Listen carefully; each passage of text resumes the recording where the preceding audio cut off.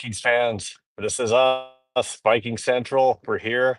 I'm Steve, and I'm here to answer some of your guys' questions. If you haven't got an opportunity to open up our Viking Central 53-man roster breakdown, it's up on our Substack. Just go ahead and check out and search Viking Central. We have a lot of great articles out there, but go ahead and crack open our new 3.0 projection that just got published. I want to go over that. We'll go over some wide receiver options too. While I'm going through that, if you have any comments or anything you want to bring up, go ahead, leave it, drop a comment, whether you're on Facebook, YouTube, or X, and make sure that you're go ahead and subscribe and like and follow us. That's one of the ways that you can support us. Viking Central is sponsored by That's Badass Wood Art. Go ahead and use code VC15 to get 15% off over at That's Badass Wood Art. This segment of the Viking Central podcast is sponsored by That's Badass Wood Art. They have some really cool pieces in their shop online that speak to gamers, sports fans, or just nostalgic and trendy pieces for your garage, home, or office. Luis at That's Badass Wood Art can even make you something custom if you don't see it in his store.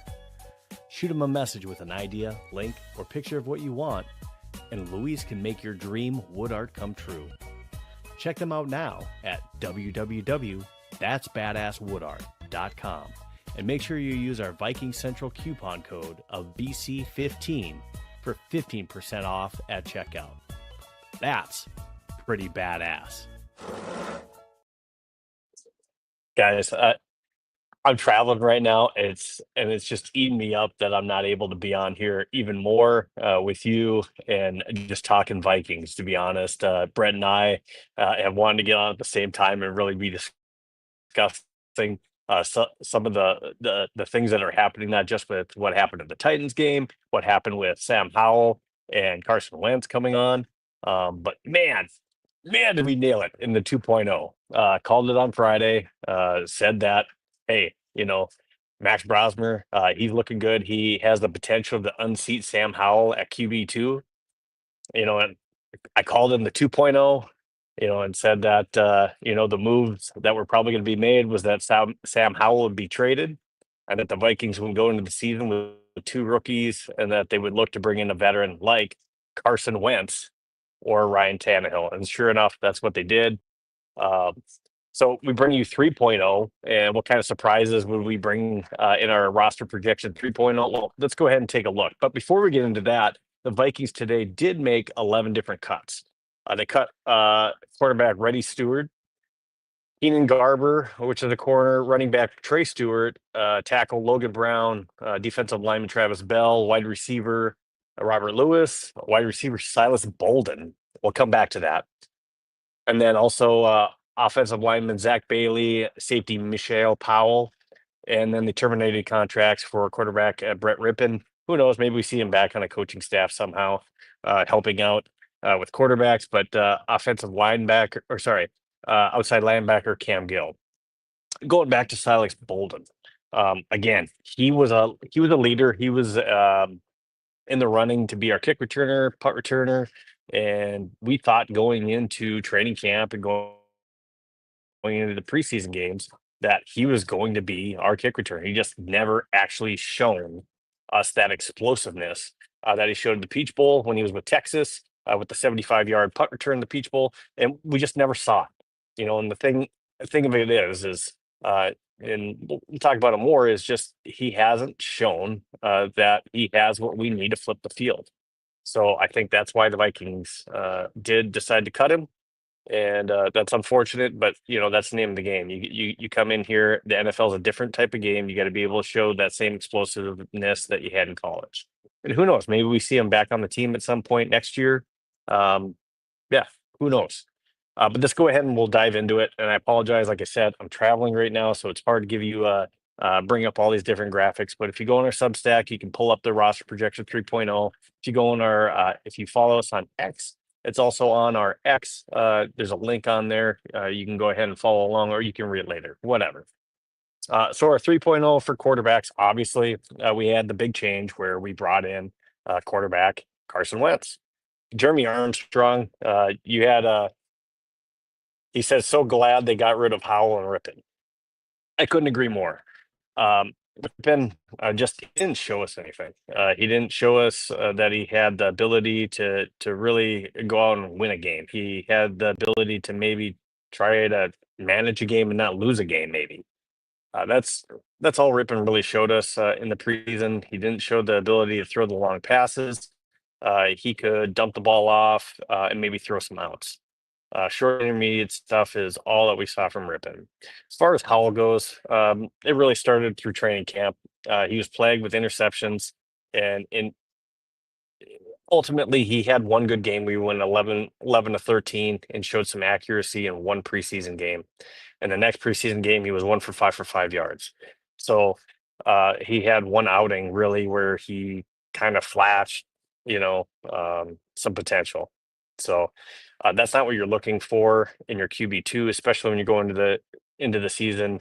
And again, I'm hyped up about JJ, but again, JJ is still kind of a rookie. I mean, he hasn't been on the field to be able to have all those reps. So that's not what you want behind there. So that's why we brought in the veteran quarterback out of North Dakota. And again, Carson Wentz did play in a similar offense with the Rams. Okay. So he has the ability to play in an offense and a KOC offense. So the one time he did get to run it with the Rams, he had a decent game where he won the game against the Niners 21-20 when he was with LA. He had two passing touchdowns, one interception, and then he also had a rushing touchdown as well too.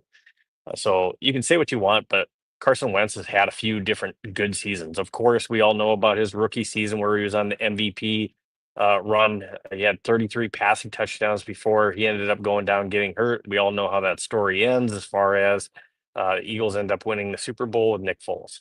Okay, we get that. He's had another good season with the Eagles. He has two different seasons, one with the Colts, one with the Eagles, where he threw 27 touchdowns and 7 interceptions. That's a good stat line. He's shown the ability to throw over 4,000 pass yards. Again, you can say the different knocks or the different things about Carson Wentz, but he's done some things in this league. He's he's got a lot of reps to come in here if we needed him to. We don't want him to. We want JJ to be the guy. But if he had to, he shows the ability and he has the veteran presence to be able to potentially go out there and still win some games for this team. He also has the ability to still be a mentor and be able to show some things and show JJ some things maybe that he's learned along the way, whether that be backing up a Matt Stafford, backing up a Patrick Mahomes, or whether that just be what he's learned when he was a starting quarterback, whether it be with the Commanders, the Colts, or when he was in Philly. Okay, so he's got a lot of reps. Now, no, no, nothing really more to go on that except for Max Brosmer. Hey, look like a beast in a future project for KOC. You could be our QB2 come next year. So we'll see what Max Brosmer can become. At running back, fullback, I still have four. There's really no change there. Now, I will say Xavier Scott shows some good things again against the Titans, but then Xavier Valladay was really kind of impressive, but he just got here and you had one preseason game where, yeah, you looked good, but the problem is it's too late. In my eyes, it's too late to where Xavier Scott has more things on tape that we see and we know about him than we do about Valladay. So that's my opinion. So I think we keep, obviously Aaron Jones, Jordan Mason, and then of course RB3 that I talked about, Xavier Scott and CJ Ham. Now, you also may have saw a post that I put out there as well that the Texans are interested in trying to make a deal for Chandler. If we can get anything, deal. If you got any kind of compensation coming back for Chandler, because otherwise he's going to be a cut, he's going to be on the waiver, and that's probably why the Texans would be interested in, say, giving up a pickup for him, because they fear that he's going to go on the waiver wire and he's going to get picked up by another team, another running back needy team. So one thing that is kind of weird to me with having Pierce, Mixon, and Nick Chubb on your team is why you would want Chandler, though. So I am confused by that. But again, if we can get anything for him, I think that's great. Fantastic. All right. Moving on to our other really um, no change position that we have is tight end. TJ Hawkinson, Josh Oliver, and then Ben Urasek. Again, Ben Urasek, he's shown us some things he's been playing as well too. With sometimes with the first team as well at times, but out Rishi, Vanette, Nesbitt. Nesbitt's really shoots some good plays. I like some things that I've seen from Vanette too. Uh, uh, I just don't think it's enough to take over Urasek at three. What's interesting is with Gavin Bartholomew on the IR right now, um, I just don't know. When he comes back, it's possible that they really like Ben Urasek. So who knows? Maybe there's something that continues to be wrong with Gavin Bartholomew. Who knows? To where maybe we just don't see him this season, and Urasek's the guy. Uh, Viked out says, I thought Nesbitt looked decent. I do too. I agree with you. Nesbitt has looked decent. I just don't know. So a lot of the reasons why you don't see a whole lot of Urasek in the preseason is because I think that they want to keep him healthy and he's part of that 53-man roster already. And that's why I think we haven't rolled out a whole lot of Urasek. So that's just my opinion on what I've seen on the field and heard. When you're not seeing those guys on the field, kind of like we weren't seeing Jeff Okuda, that was kind of an indication that, hey, you already spot on this team. Even though I thought he was getting absolutely torched against the Patriots, but we weren't really seeing him on there, and I think that's the reason why. Viked out also says, do you think they put Rippon on the practice squad? Yeah, I mean, I don't think anyone's picking up Rippon. I have a quarterback on the practice squad, so there's no reason why he wouldn't be on the practice squad to me, because you want to put someone over there on the practice squad. So it's possible, and maybe he's still able to. Uh, People have talked about he's kind of that good guy in the film room and everything like that. So then he could still do some of that stuff if he's on the practice squad and still be around the team. So absolutely, um, yeah, I think he probably would be on the practice squad. And again, if you're watching and you're not a subscriber, make sure to hit that button, that like button, Skull likes. Brett, if you are watching and you're out there and you're able to jump on, go ahead and jump on with us too. I'd love to have you on. I know it's hard to where we haven't been able to link up, but if you do have a little bit of time, I know you're busy today too. Go ahead and jump on though if you have minutes. All right, we're gonna go ahead and we're gonna roll into our wide receiver. Everyone wants to talk about this, right? So of course, we got Justin Jefferson, we got Jalen Naylor, Ty Felton. Okay, those three are in. Where's Jordan Addison? He's suspended, so he doesn't count against our 53-man roster right away. So we got three right there just named in Jefferson, Naylor, and Ty Felton. Okay, that fourth person I think is our free agent that we're going to bring in. So whether it ends up being a negotiation that's made for Adam Thielen or not. So they wanted a third round pick for him. That's not happening. It's a total overpay for an older wide receiver that, yes, although still productive, good route runner with good hands, he's not worth a third round pick. I'm sorry. I love Adam Thielen. Love the story, bringing him back to Minnesota. Maybe he retires here. Who knows? Maybe it's a 1-year rental. But if it is a 1-year rental for an older wide receiver, he's absolutely not worth a third round pick. I'm sorry. So those of you that love Adam Thielen, I like him too. I just don't like him that much. So I like you, but I don't love you for a third round pick. I think the right price is probably a fifth rounder. Now, if we have to throw in like a fifth and a seventh, uh, I know I'd mentioned like a sixth before, but it looks like we don't have a sixth anymore. Even when we acquired two off the Harrison Phillips, we've dealt some in trades here. So a fifth and a seventh, if we could somehow make a deal like that, I think that's palatable to bring him in and worth it. So if they can make some kind of deal like that, as we get closer to the deadline, say like Monday, Tuesday, there's different things that'll happen. One, I think the Vikings should bring in a wide receiver regardless before that. And what I mean is bring them in and work them out. So let's just say another receiver I've mentioned that I really like is Tyler Boyd. I say Tyler Boyd because he's a reliable route runner with good hands. Yes, he's a little bit older too, but we're looking for a 1 year rental and someone for sure that can get us by, uh, the first few weeks so we can get back Addison. So if that's the case, and then Naylor's healthy, and yes, I know he's had some issues with some drops as well, and we might have to roll for that person for one season. Let's just say that we bring in Tyler Boyd for a workout. See if that's the guy. And I'm not saying it has to be Tyler Boyd. It could be like a Gabe Davis or whatever. But I think that also puts pressure on the Panthers to say Vikings have different options.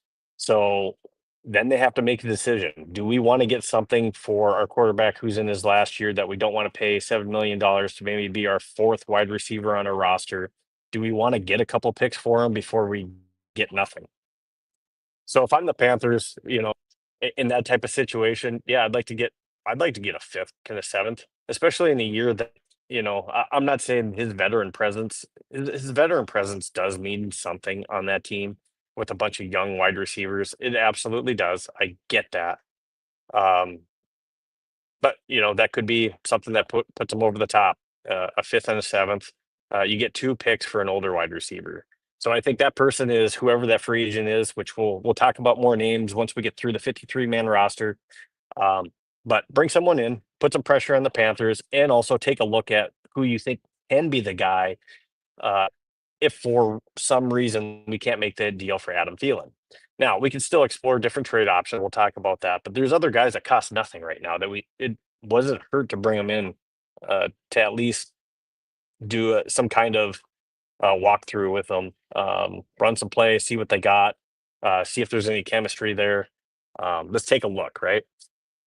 And then I think Miles Price, he had another good punt return that got called back because of a penalty.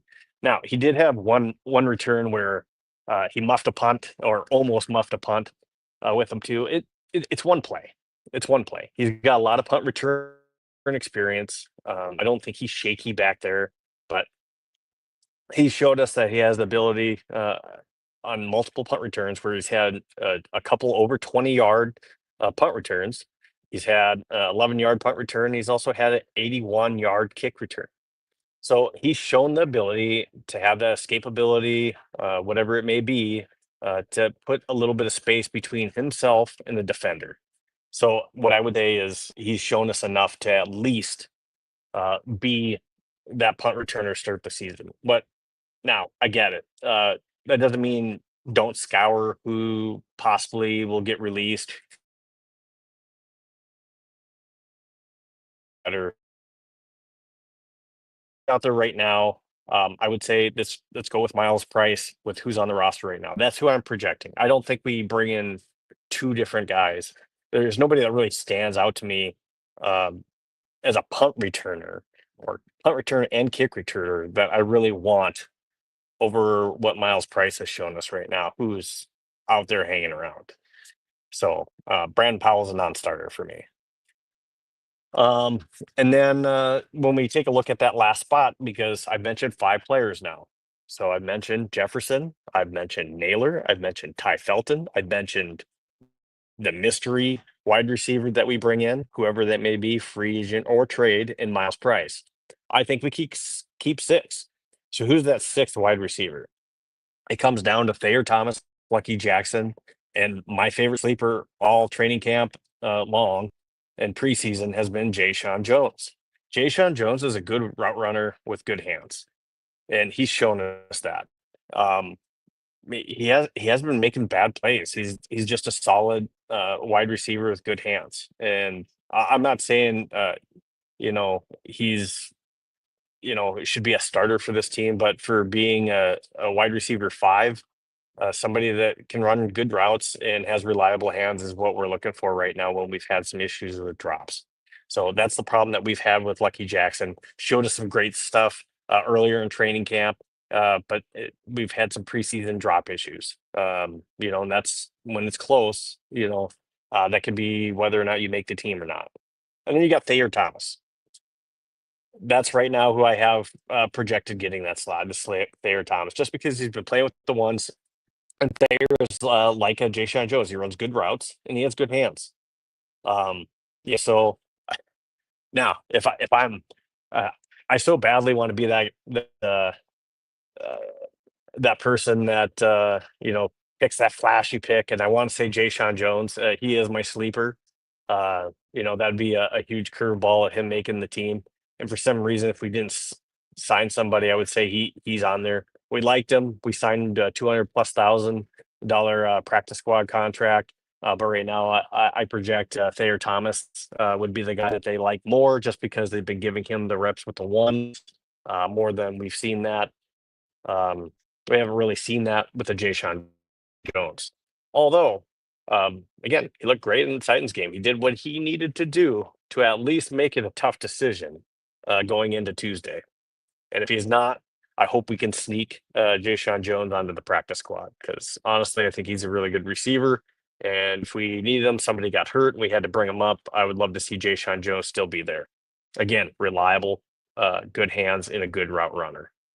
I don't really have any update. On the offensive line, I know Joe Huber had a good game against the Titans, um, but I don't have him make the team. I got Christian Darrisaw, Donovan Jackson, Ryan Kelly, Will Fries, Brian Neal, of course, as the starters, and then just a school break, Blake Brandell, Michael Jurgens, and then Walter Rouse making it. So I got 9 offensive linemen making the squad. I don't think that there's any big discussion there.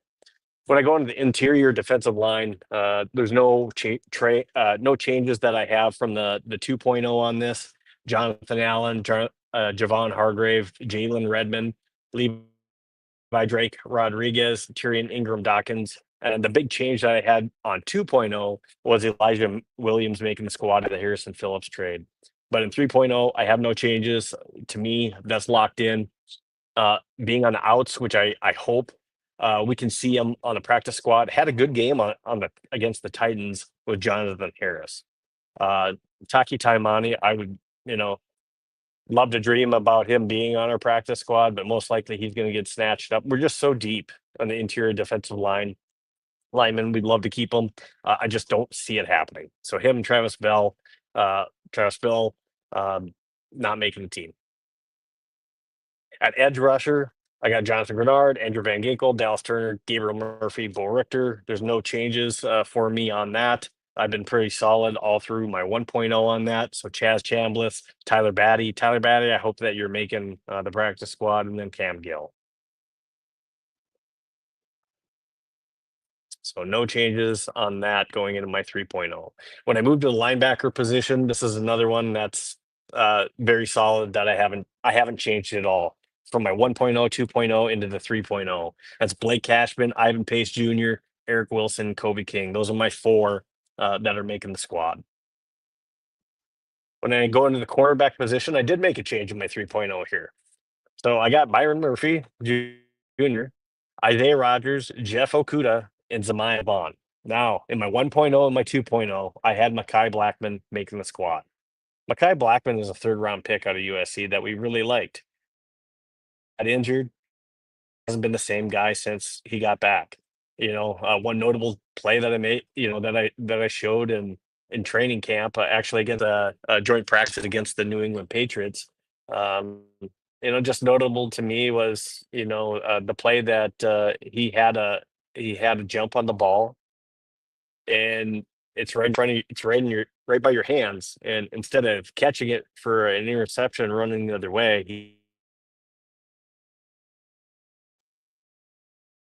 attribute that to anything else. But you I like the instinct, and the player I have making the team is Dwight McGlothern, Nudie. I love the instinct that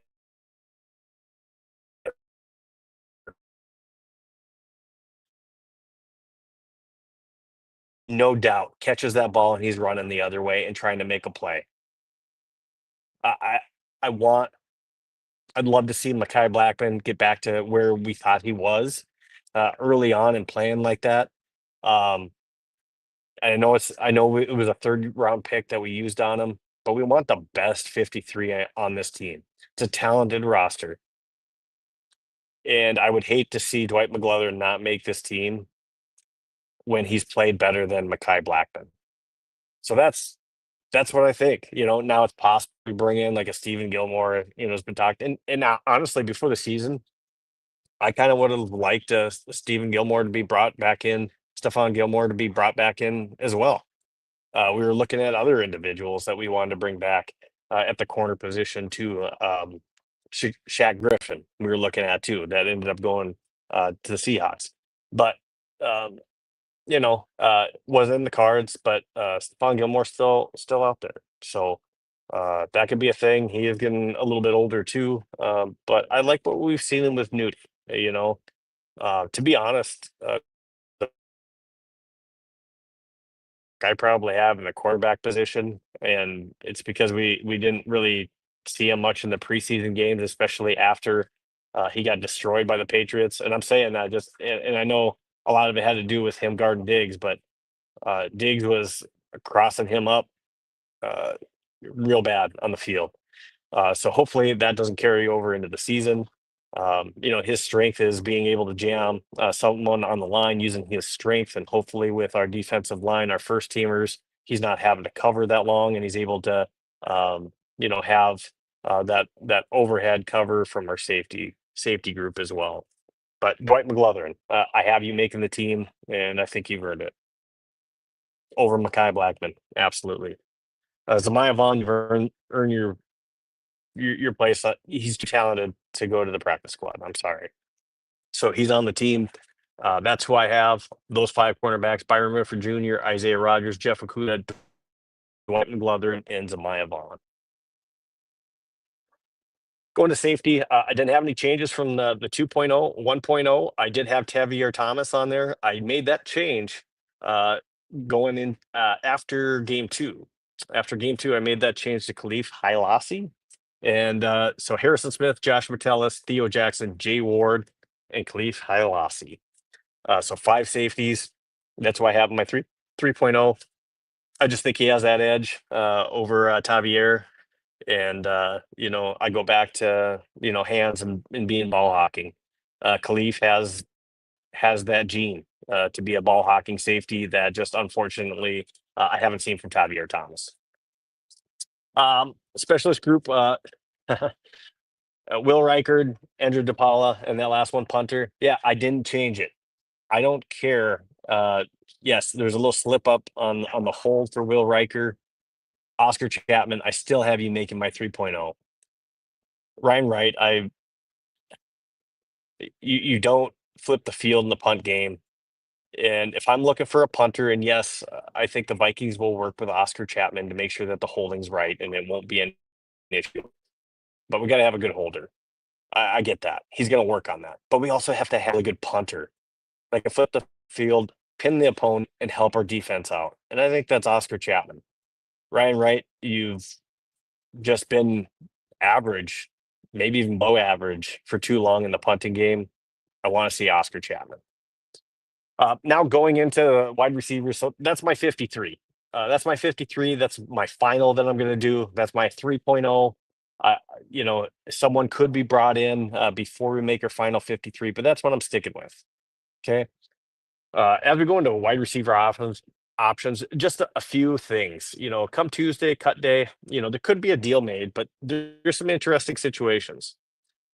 Now, when you take a look at 53 man rosters for other teams, one to keep an eye on. Now, I don't necessarily think they would do a trade with us or do a friendly trade with us, but we should keep an eye on the Green Bay Packers wide receiver situation.